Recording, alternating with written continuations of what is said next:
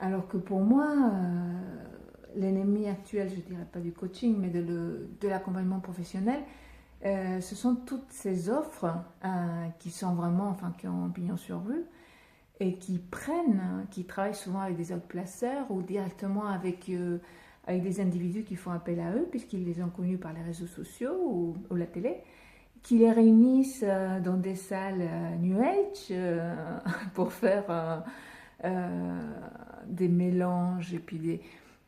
des dispositifs, oui, bien connus du coaching ou même de la thérapie, mais sans que les personnes qui encadrent n'aient absolument fait aucun travail. C'est surtout ça, hein, c'est pas, enfin, dire qu'ils n'ont pas de connaissances de coaching, mais c'est qu'ils n'ont fait aucun travail personnel, et donc ils ne font que des expériences humaines, tribales. Mettez-vous ci, mettez-vous là, parlez-vous comme ceci, laissez venir vos pleurs, dites-vous ça, repensez à votre vocation. Voilà, plein de directives que les personnes qui participent à ces cérémonies qui sont devenues des after-work, tout simplement, prennent pour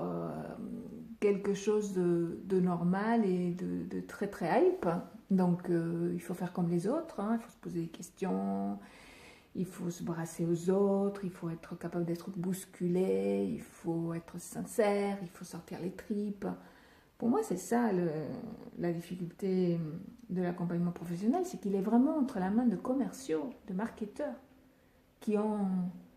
pris des ingrédients qui sont sur étagère, des dispositifs